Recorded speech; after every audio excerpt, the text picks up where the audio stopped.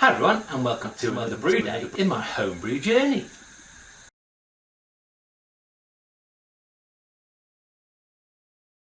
Right, I'm proper happy today because, you know what, if you don't brew and you're only watching this because you thought, oh, I'll give it a go.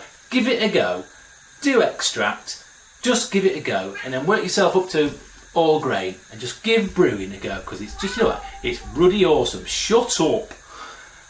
Anyway, cat aside, brewing, for me, I'm on a really tight schedule tonight because I'm off out being a rock star and in my orange jumper, and so I can't stay for a full brew day. I promised myself I'd do a brew day this week whilst the boss is working in the evening.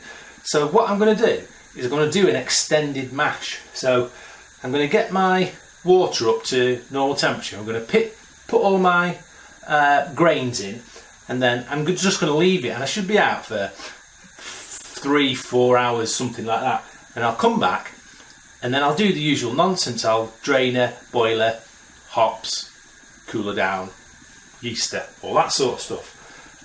But you know, it's a super flexible hobby. If you've got time, you can mess about with pumps and blah de blah, and if you've no time at all, you can do short and shoddy and be done in a couple of hours. But if you want to, you can also do this kind of method, shut up cat, and just dump all your grain in and leave it, because something's going to happen and it'll be good. Whatever comes out of it, it'll taste nice. So what I've got is I was trying to go for a Vienna lager, and they tend to be sort of a darkish, sort of amberish kind of colour, but I'm going for a pale one.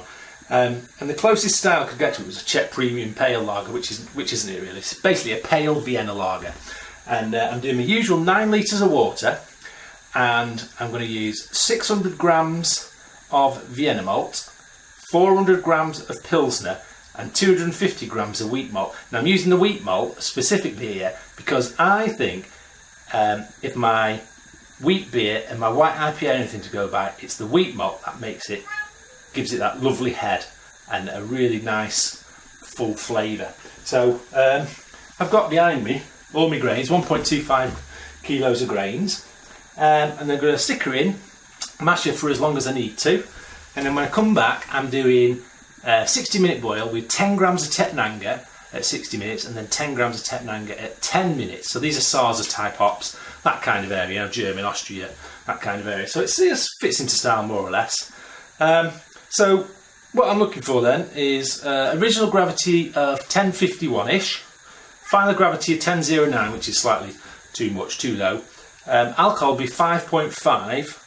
I've used 35, which is similar to my white IPA, which was and SRM's are 5, so usually looking for something around 10ish for a Vienna lager, a bit darker, but this is a pale version. And I'm going to use a third of a packet of K97. So as well as the nonsense that's going on here, I'm going to try and use my Inkbird Shut Up Cat temperature controller, because I'm going to control the fermentation. I'm going to try and hold it at 19 degrees if I can, because it's summer in the UK and it's absolutely freezing cold. We've got the heating on, it's middle of June, we've had the heating on. So I'm going to try and use my Inkbird, and I'll show you that at the end when I get it set up and cooled down. And all it is the Inkbird with a heating belt around it. But you know, that's it. I'm in a bit of a rush. I'm looking forward to me rock starring tonight, and temperature's almost there, so let's get mashing in. There's a difference in colour there. It changes, you know, that's the wheat malt, and now we go into the pilsner malt. Oh, 3 different colours. Isn't that lovely?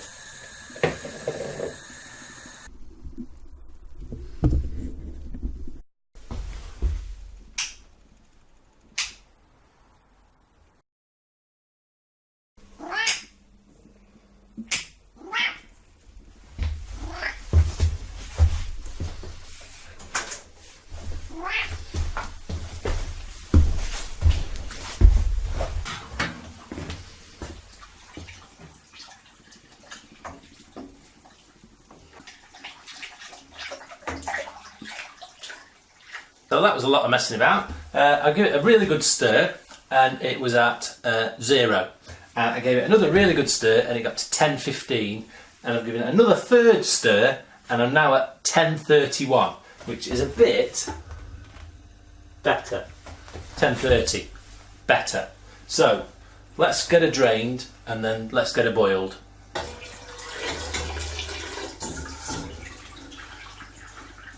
That's the closest I've ever come to having a boil over.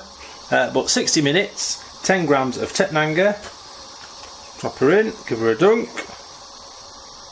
And 45 minutes, and she's foaming a lot, isn't she? 45 minutes for a little bit of the old whale flock. Let's just turn her down a bit. There we go. Okay, so I'm down at pitching temperature now, and what I'm going to do is going to add some of that K97 and a bit of my own vape. There it is, and put her under the stairs with the heating blanket and the temperature sensor from the Inkbird.